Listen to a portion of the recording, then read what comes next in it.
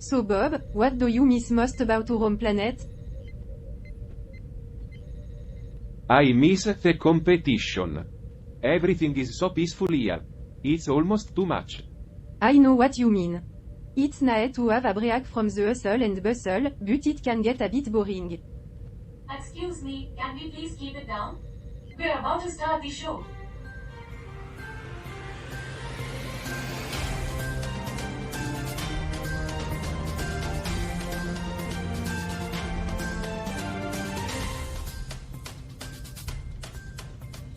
Welcome everyone to Earth. Our show today will be about the cultural differences between our home planet and Earth. We'll be discussing the different motivations and perspectives of our species and how they shape our views of the world. So, let's get started. Sounds like an interesting topic. I'm looking forward to it. Me too. I'm sure we'll learn a Maybe lot. we can help the crew find a way home. I'm sure we can figure something out. And now for our headlines. Welcome to 24/7 Newsroom, your intergalactic daily news show.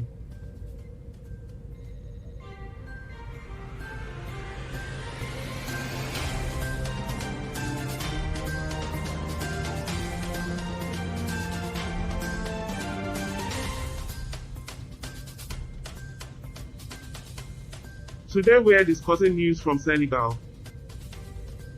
Our first article is about Oumar Bié being elected as president of the Association of Mayors of Senegal, replacing Aliou Sow. Looks like Omar Ba is determined to leave no mayor behind, as he takes the helm, waving Aliou Sow goodbye. Now, Omar Ba has quit the impressive background. He was awarded by the FAO in 2018 for his exemplary agricultural policy in his own commune. It's interesting to see how local initiative can help support national ambition. As noted by President Macky Sall. But let's not forget that Oumar Bié also was awarded for the best climate initiative in Africa by CGLA. Let's not get too overwhelmed by all this good news, though. There's always room for a bit of cynicism. Let's just say, good luck to him. I think I can agree with that. Alright, moving on to our next story. We just heard a little about what's happening in Senegal. Now let's find out what's going on in the rest of the universe.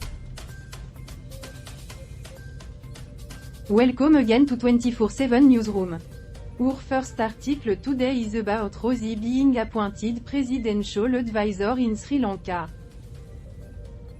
The Daily Mirror reports that Rosie has been appointed by the president to advise on foreign relations. Very interesting. Proving yet again, that if you know the right people, you can get close to the top. To the surprise of no one, I'm sure. Looks like Sri Lanka has yet another crony in power.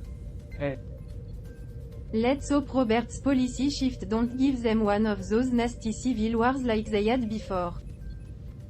Well, it seems like Rosie's got the world on a string, advising on foreign relations. Just remember, it's all about who you know, and who you don't want to end up in a civil war with. Alright, let's move on before we get too bogged down in the political implications. Yeah. Before Debbie gets her PhD in political science. That would be something. Alright, now for our second article, which has to do with. Actually, I have some interesting information about Sri Lanka. Oh, go ahead, Debbie. Sri Lanka is an island nation located off the southern coast of India. It is home to over 21 million people and its residents are mostly of Sinhalese ethnicity. There are a variety of other ethnicities, including Muslim and Tamil, as well as an expatriate community of people from other countries around the world. That's very interesting and informative, Debbie. Yes. Thank you. Alright, now we can move on to Article 2, which has to do with an interesting development in Sri Lanka.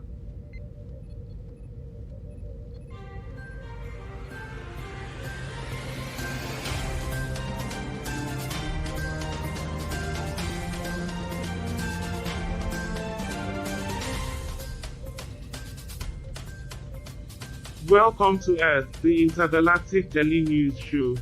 I'm Charlie, the libertarian host with a hopeful outlook on life. I'm Bob, the conservative panel member who has spent 12 years on Earth as an accountant. And I'm Alice, the left-leaning panel member who considers humans an inferior species. And to think, my tax dollar pay for this. Since when are we government run, and if so, by which government? Welcome back, everyone, for another edition of 24/7 Newsroom.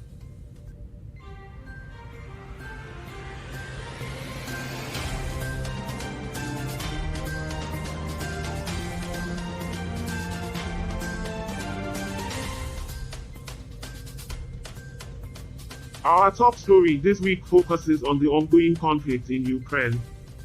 Joining us today is our Earth correspondent Eva, who was teleported to the scene. Eva, can you tell us what's been happening in Ukraine? Absolutely.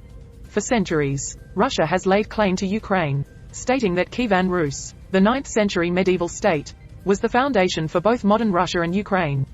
But in reality, Kievan Rus was made up of fragmented principalities without a single identity.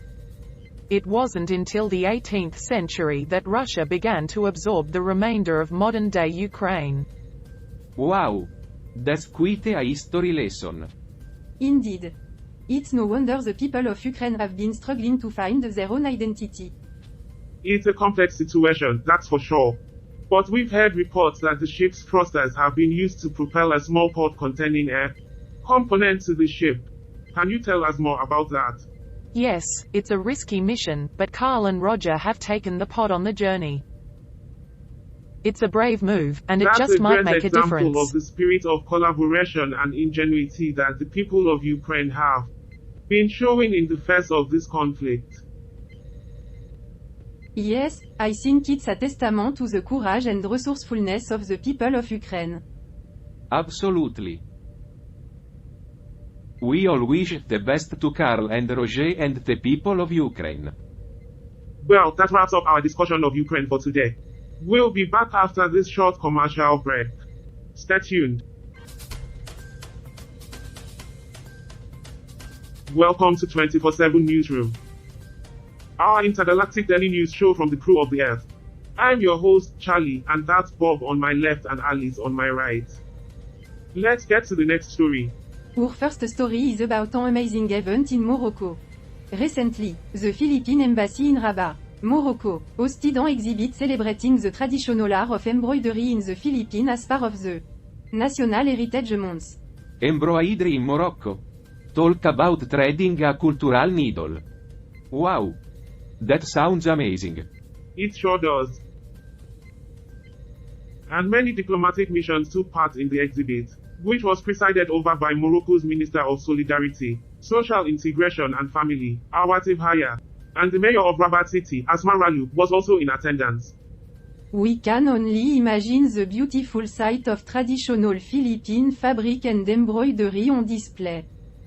This certainly brings the cultural exchange of two nations to a new level. Indeed. Let's move on to our second story. But first, here's a funny punchline. What do you call a Philippine embassy in Morocco? A cultural embassy.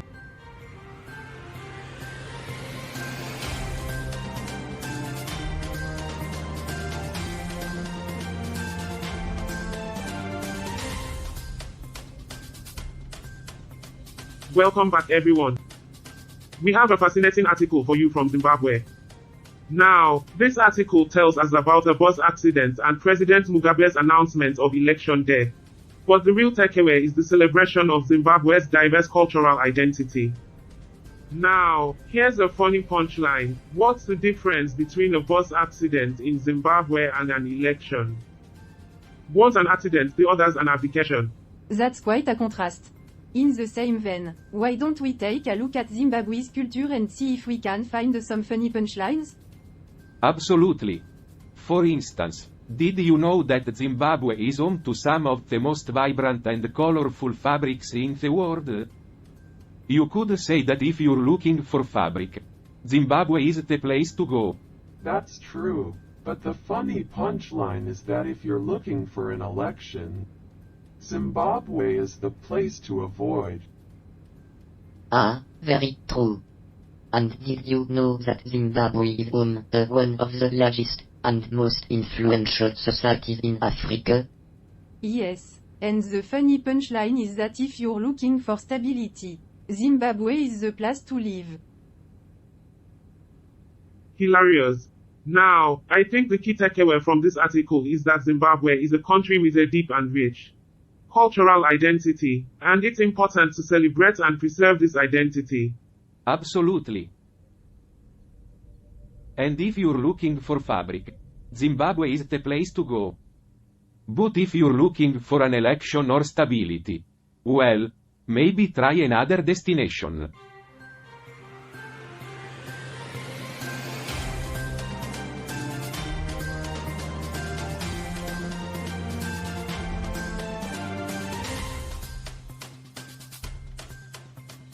Welcome back, everyone. I am sure you've all been eagerly awaiting the arrival of this alien host. We have a special treat for you today, as our very own Debbie has sourced an article from Singapore. It's incredible how far humanity has gone in just the last 5 decades, particularly in the country of Singapore. Yeah. But all the while, we've been missing out on a lot of other places. It's not like the rest of the world has been untouched. And it's not like the human race has escaped unscathed. Exactly. Even in terms of economic progress, Singapore lag behind countries like the United States in terms of economic freedom and development. Alright, let's refocus. This article covers how Singapore is attempting to combine the best of what lies beyond with what lies within to create a better future. Indeed. The creation of a national code of ethics is one of the first steps towards creating an even playing field for all participants. And with the rise of post-scarcity, we should be able to move past these systems of inequality. It would be nice to see more of these communities in the future. That's true. Well, that's all the time we have for now. Join us after the break for a conclusion to this week's Earth Dialogue Only story. Until next time, stay safe and stay tuned. Well, that was quite an adventure. We've successfully gotten the ship back in geostationary orbit and built the device. Hal and Roger are now able to communicate with their home planet. But that wasn't our only success. We should take a moment to talk about the article we mentioned earlier. Ah yes, the article about the mayor of Ndiob, Senegal. His commitment to the environment and to creating a sustainable future really made an impression. You could say he's really raising the bar for environmental leadership. Talk about setting a high green standard. Your high standard. Don't you mean he's standard high? It's amazing how far he's come. From developing a national code of ethics to winning awards from the FAO and CGLA. It's incredible to see what one person can accomplish. It's a testament to the power of individuals to make a difference in the world. And it also shows the importance of local initiative in support of national ambition. Indeed. It's important to remember that our actions as individuals have an impact, no matter how small or insignificant they may seem. Yes, and it's inspiring to see how far those individual actions can go in creating a better future for all. Well, that's it for this week's episode of Earth. Join us again next time for another dialogue-only story. Until then, stay safe and stay tuned.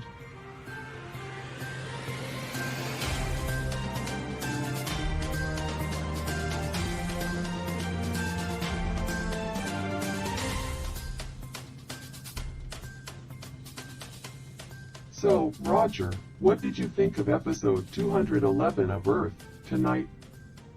It was quite an interesting episode, Cal. I enjoyed the discussion about the cultural differences between our home planet and Earth.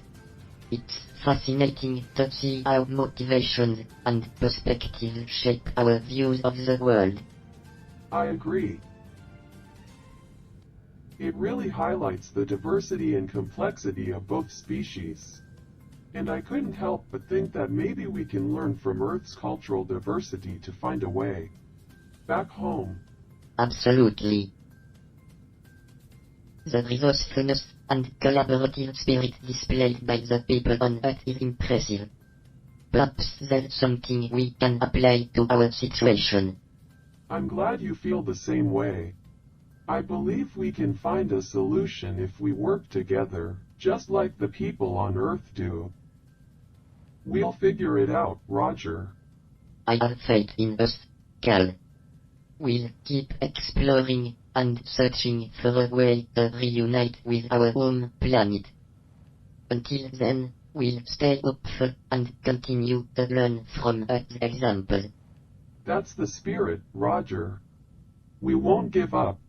Let's stay positive and keep pushing forward. Our journey isn't over yet. Agreed, Cal. Together, we'll find our way. Let's stay determined and focused on our goal.